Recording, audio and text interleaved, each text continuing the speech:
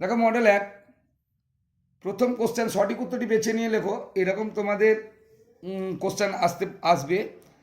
Number 1 নম্বর question, 1789 খ্রিস্টাব্দে ফরাসি বিপ্লবের সময় ফ্রান্সের সম্রাট কে ছিলেন? ষোড়শ লুই। ফ্রান্সের তামাকজাত পণ্যের উপর যে কর নেওয়া হতো তার নাম হচ্ছে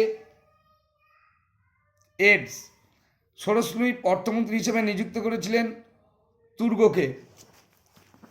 ফরাসি জাতীয় সভার অধিবেশন বসেছিল 5ই মে 1789। অবাধ বাণিজ্য নীতির পক্ষে ছিলেন অ্যাডাম স্মিথ। ইয়র্ক ছিলেন প্রাশিয়ার সেনাপতি। দ্বিতীয় জাস্টিয়ান বলা হতো নেপোলিয়নকে। টিল সিটের সন্ধি হয়েছিল 1807 খ্রিস্টাব্দে। নীল নদের যুদ্ধে নেপোলিয়ন পরাজিত হন নেলসনের কাছে। নেপোলিয়নের মৃত্যু হয় সেন্ট হেলেনা দ্বীপে।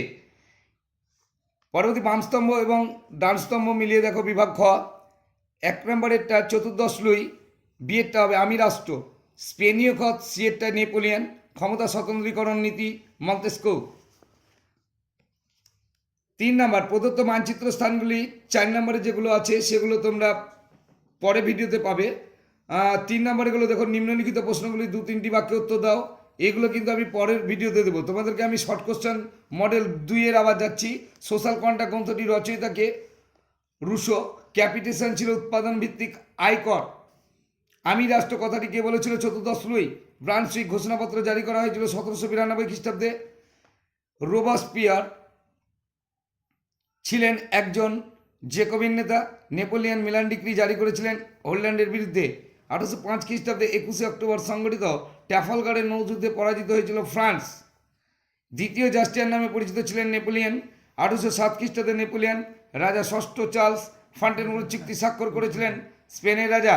নেপোলিয়নের মৃত্যু হয়েছিল 1821 খ্রিস্টাব্দে। তারপরে আমরা যাব মডেল 3-তে। থিওরি অফ ট্যাক্সন গ্রন্থ রচিত হয়েছে অ্যাডাম স্মিথ। নিম্ন শাসক সম্প্রদায় হচ্ছে গ্রামীণ পাদরি।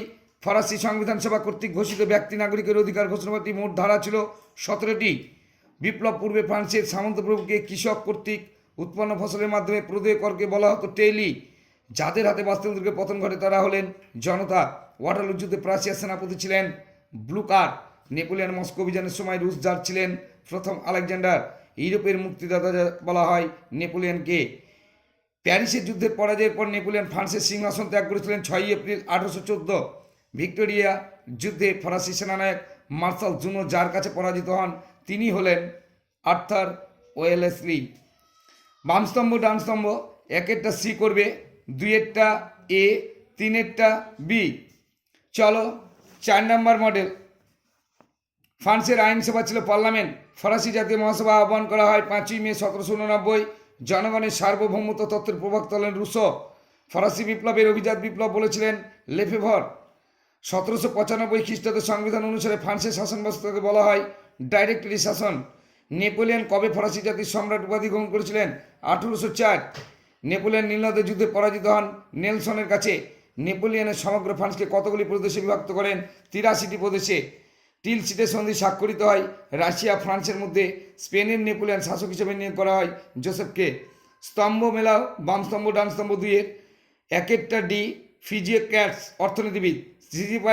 সিজাল পাইন প্রজাতন্ত্র হচ্ছে সি। তোমার বিদ্রোহী প্রতিরোধ সমিতি মন্তেস্কু।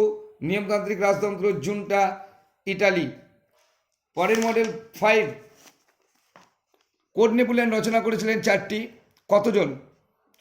কোড নেপোলিয়ন রচনা করেন কতজন? 4 জন। আমার ইচ্ছায় আইন উক্তিটি কার? ষোড়শ লুই।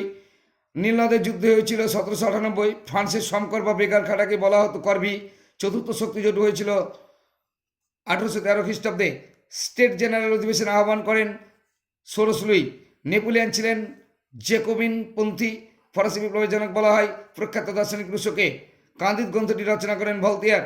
ফিজিও ক্যাটস ছিলেন এক শ্রেণীর অর্থনীতিবিদ। বাস্তিল দুর্গের পতন ঘটে 14 জুলাই 1789। ফরেন মডেলে 6।